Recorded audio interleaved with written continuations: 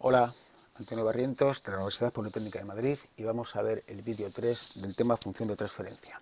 Concretamente este vídeo empieza a tratar los diagramas de bloques y en él vamos a ir recorriendo estos objetivos.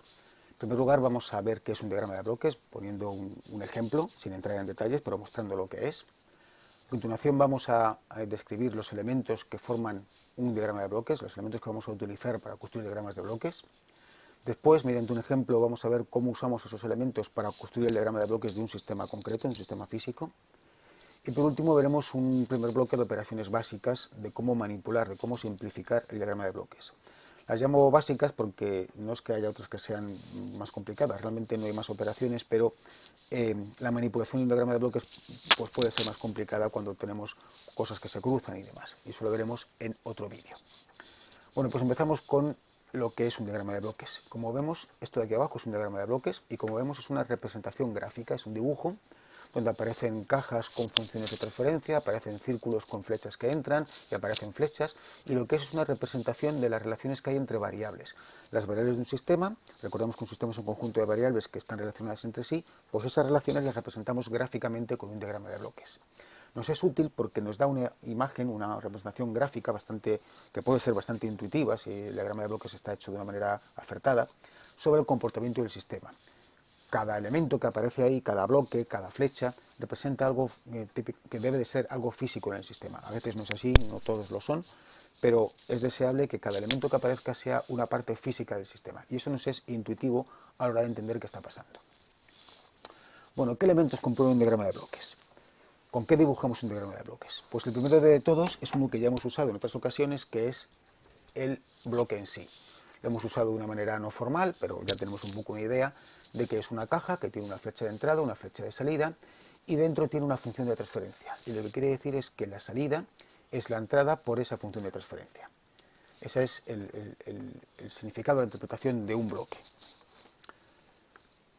Algo importante y es que un bloque solamente puede tener una entrada y una salida. Esto que pinto ahora estaría incorrecto. Eso no puede ser. Solamente una entrada y una salida. Si pinto una entrada, perdón, más de una entrada o más de una salida, está mal. No podemos dibujar un bloque, no es eso el modo en que debemos de usar los bloques. Solamente una entrada y una salida.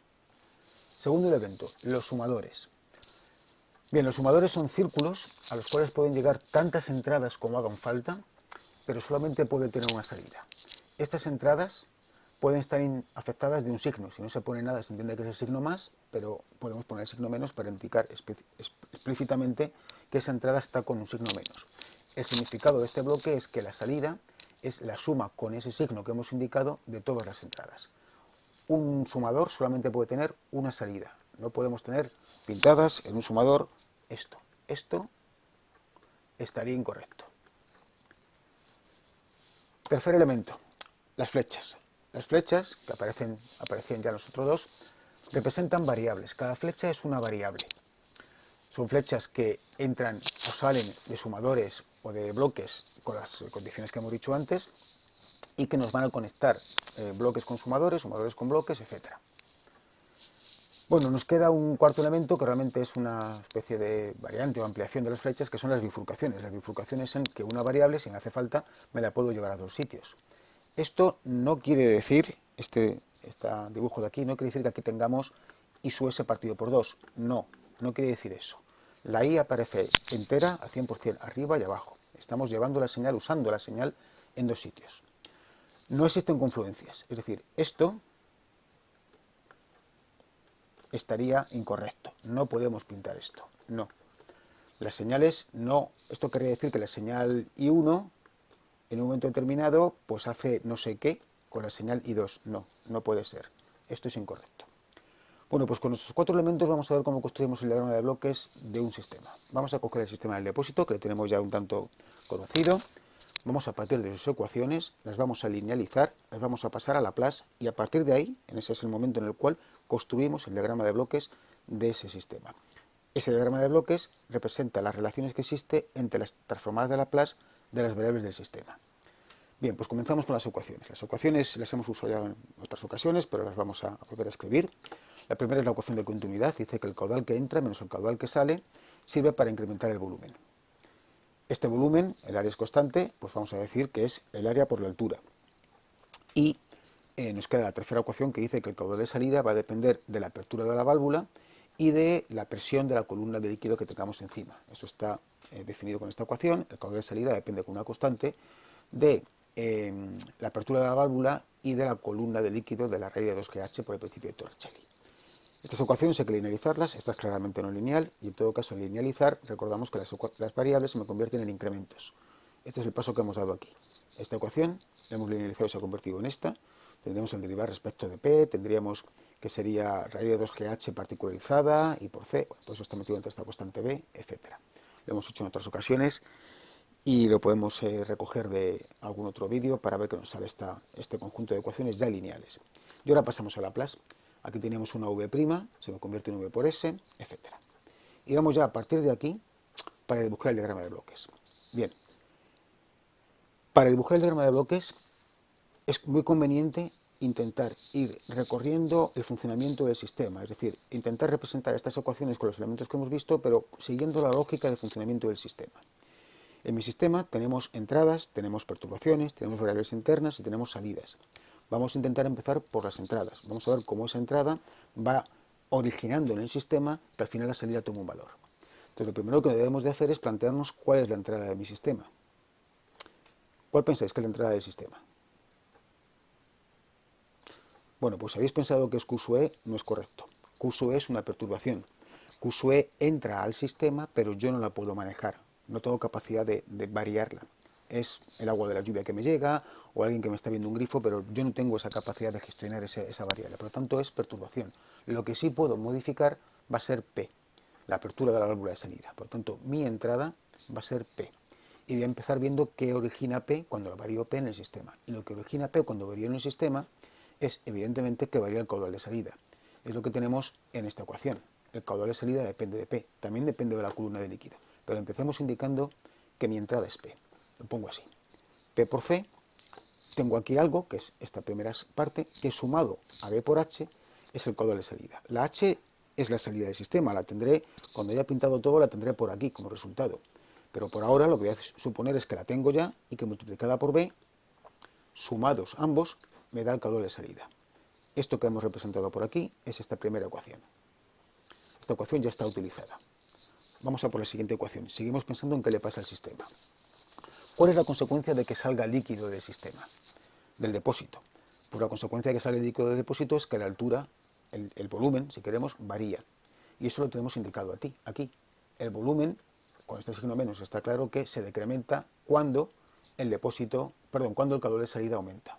También tenemos que Q sub E aporta volumen al depósito. Entonces, esta ecuación es la siguiente a utilizar. Dice que la Q sub S menos la Q sub E, que la pongo aquí arriba, la Q sub E con más, la Q sub S con menos, y dividida por S me da el volumen del depósito.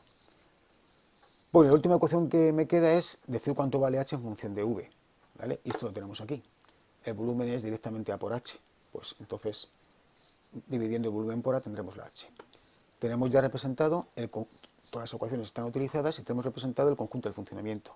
Fijémonos que me aparecen en mi diagrama de bloques las variables, la variable de entrada, la variable perturbadora, la variable de salida y variables internas, variables que sé que existen pero que a mí en mi análisis del sistema no son las que más me importan, las que más tengo que estudiar. El volumen, que tiene una relación directa con la altura, y el caudal de salida, que sí está aquí, pero no es lo que yo ando intentando regular, digamos, es una variable intermedia que utilizo. Por otro lado también vemos pues, que, por ejemplo, si el depósito cambio su sección, lo hago más estrecho o más ancho, estaría cambiando aquí. Tengo un bloque que directamente me está indicando cuál es la sección del depósito. Este bloque 1 partido por S, recordemos que dividir por S es integrar, me está representando lo que le ocurre al depósito, que está acumulando, integrar, sumando, acumular el caudal que entra y está desacumulando, restando el caudal que sale. Eso sería este integrador de aquí. Bueno, pues esto todo es un diagrama de bloques que representa este sistema.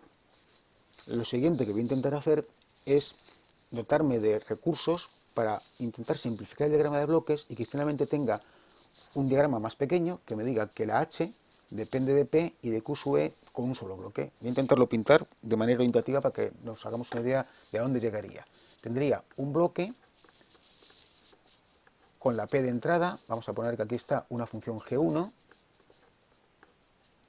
tendría otro bloque con la QE de entrada, aquí tendríamos seguramente un menos y aquí un más, y finalmente tendría un tercer bloque, bueno, un segundo bloque en este caso, vamos a llamarle G2, y tendría la H de salida. Estaría diciendo que la H es P por G1 y G2 y Q sub E por G2. En fin, tendría aquí de alguna manera la expresión final de cuánto vale H en función de de mi entrada y de mi perturbación, de mis dos variables independientes. Vamos a ver entonces cómo simplificamos estos diagramas de bloques. Esta simplificación equivale a manipular estas ecuaciones. Yo aquí intentaría eliminar QS y V, quedando únicamente con H, QE y P como variables. Pues eso que haría aquí, digamos, manualmente o matemáticamente, lo vamos a hacer con herramientas gráficas en el diagrama de bloques. Bueno, entonces, simplificar el diagrama de bloques, hacer estas operaciones, equivale a manipular las ecuaciones. ¿Bien? La primera operación que vamos a hacer es muy simple, que es bloques en serie, bloques uno detrás de otro, eso sería en serie, se multiplican. Esto quiere decir lo siguiente.